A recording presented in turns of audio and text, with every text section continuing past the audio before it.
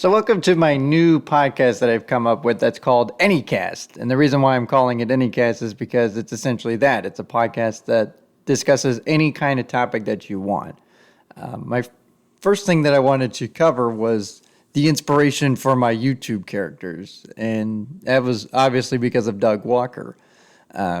You might remember him from the Nostalgia Critic, that guy with the glasses, bum reviews on Channel Awesome.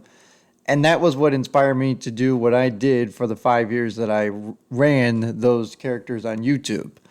I was inspired by the passion for nostalgic, and I wanted to delve into stuff from my childhood. So those younger generations who never got to see any of that stuff got to see it and got to see my opinions on it to some degree. Some of it obviously wasn't really true, just to be part of the passion of the character and show off the hatred of what I thought I enjoyed as a kid, but not as much anymore at that point. Obviously, you're probably wondering why you haven't seen the YouTube characters lately, and that's because I've decided that recently it's been kind of tough for me to come up with reviews, and also just trying to stick with what had done so well, and that's keep the passion going and reviewing stuff that others are going to recognize that I really don't know too much into.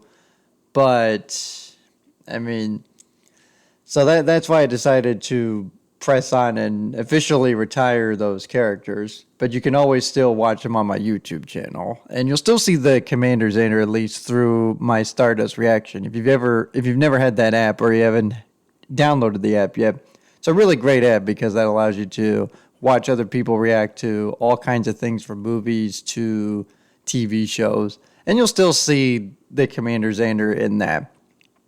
But Doug Walker is such an inspiration, and I know that there have been some negative remarks about him from the prior creators who were on Channel Awesome, but I mean, despite it all, Doug Walker is a nice guy. He's just like me. He has a passion for nostalgic, trying to relive his childhood, and does it through his characters. And he, I would say, is an inspiration at least to some critiquers who didn't really grow up with the Siskel and Eberts of the world, and they're looking for something that's funny, or they have had a bad day and they need something to motivate them. And that's where the Nostalgia Critic came in. That's where Doug Walker came up with these characters to inspire so many people and make people's days, even if it was a bad day.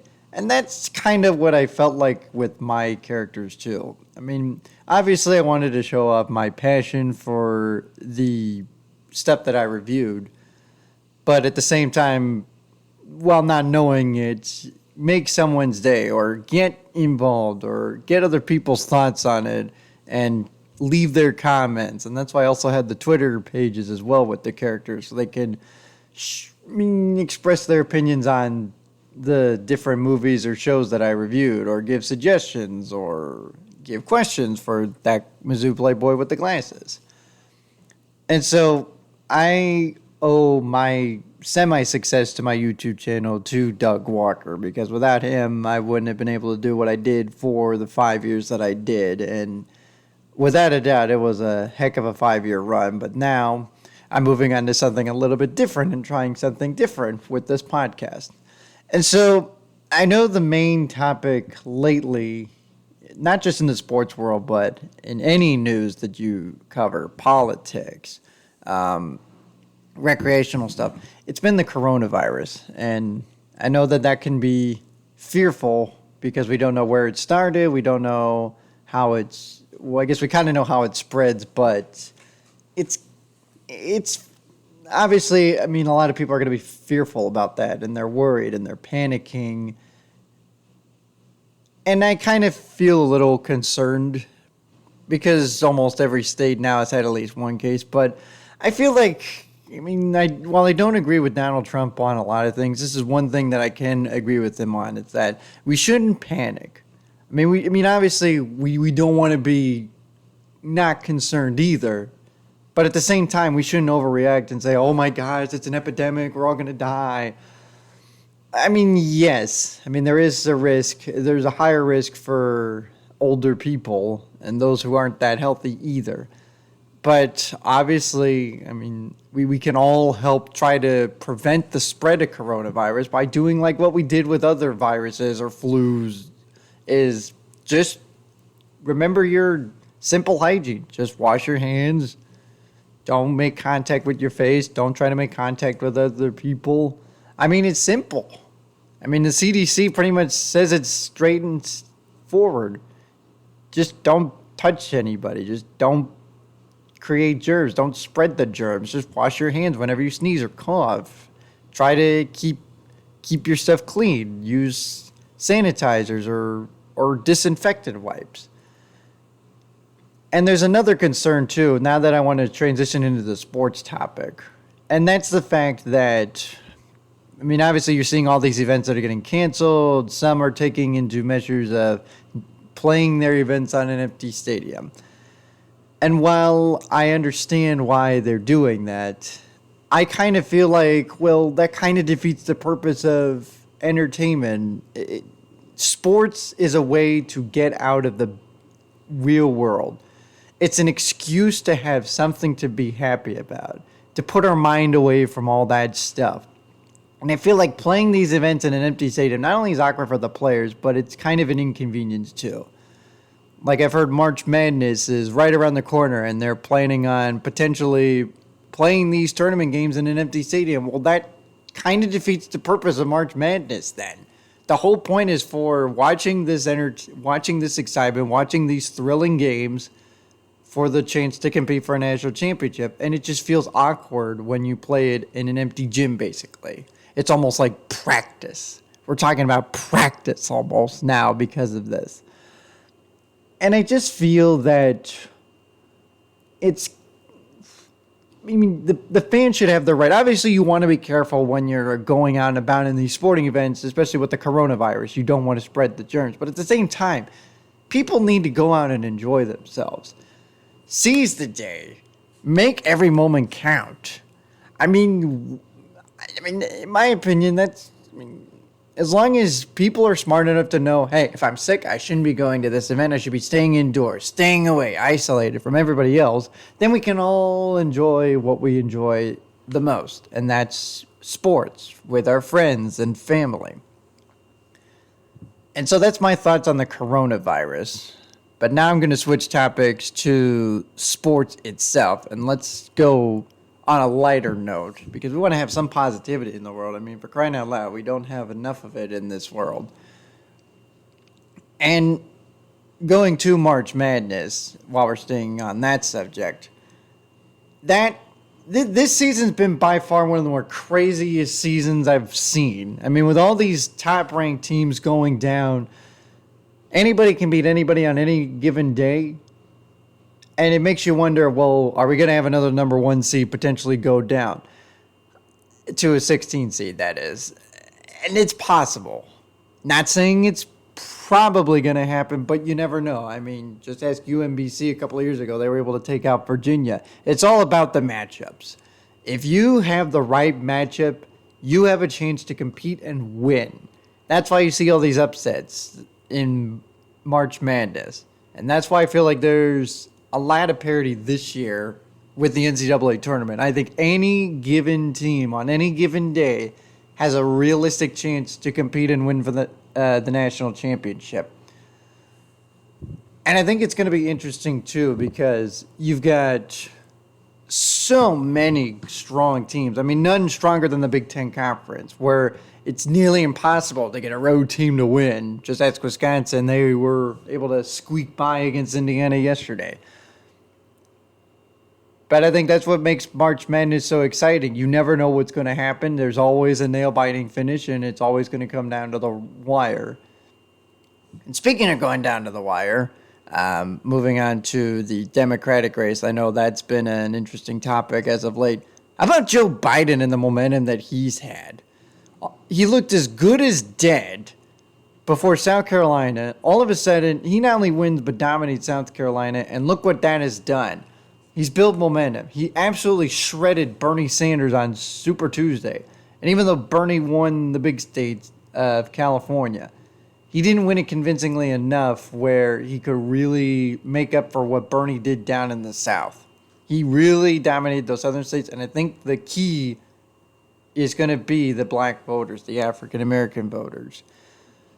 Bernie Bernie continues to struggle with those voters, while Biden absolutely dominated him in that in South Carolina and obviously took him to the woodshed in those southern states, because that's where all the black voters consist, and that's where Biden has been able to win those states. And that's what I think is going to take to beat Trump. And Biden, I think, gives us a realistic chance to bring some sanity back into this country and bring us back together. He knows about unity. He can relate to the people. He can understand the people. I personally was going to vote for Klobuchar. Sadly, she dropped out before we could make it to the Wisconsin primaries. But nevertheless, she supports Biden because she can relate to Biden. She understands the people. And I think that's what we need right now. We need a president who can understand the people and bring us back together and bring some unity into this country, which is tearing us apart. And I don't like this separation, this division. We need to come together. We need to understand each other and appreciate each other for who we are. We are individuals. We are not the same. We have uniqueness that makes us unique and makes us us. And we need to embrace that. And I think Biden can do that. And this next round of primaries coming up is going to be vital for Bernie Sanders. Because if Biden continues his dominant ways, if he can win, Michigan is the key. If he can dominate Michigan, I think that pretty much puts the nail in the coffin on Bernie Sanders. And I think he could be in some big time trouble as we get to the next debate, which is a week from Tuesday. And so I think this is an important time for our country. We need to come together and we need to understand. While Donald Trump has done a remarkable job putting the economy easily at the best that it's been since I've been around, it's the only thing that he has going for him. And now with the fear of the coronavirus and the up and down swings of the stocks, that could impact the economy. And that's the one thing that Trump is banking on in order to get 4 more years.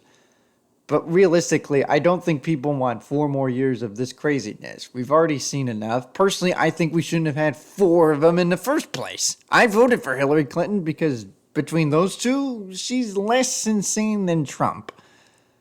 But Biden is even less insane than those two put together. And he was the vice president for Obama, and I voted for Obama in 2012. And I felt like Obama did a great job getting us out of that recession, keeping us together, keeping us solidified. He understands the people. He can unify people together. Trump just flat out separated us because he's white, he's rich, and people aren't going to relate to him because he's all about big business. He doesn't care about the people. Even though the economy is booming, you can expect that with Trump. Because Trump knows money. He knows the economy. He knows the business side of things. But when it comes to the political side of things, the only one in his cabinet that makes any sense is his vice president. Pence, he at least brings some kind of stability to that cabinet because it is nothing but chaos. And you can see why they tried to go after Donald Trump and impeach him. Unfortunately, that didn't work. And quite frankly, I don't think we need to go that far and impeach him, especially when we're at a point where it's like, well, he's going to be out of office more than likely anyways. It's not like we're going to have 4 more years of him. Of course, you never know. But I think this year is definitely important, and it's important for everyone to go out there and vote because your opinion matters. You need to show your opinions.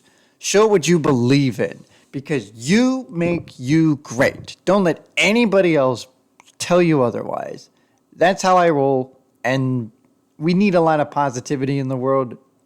If you vote for Bernie Sanders, I'm not going to argue with you. That's your power. That's your freedom to do what you want.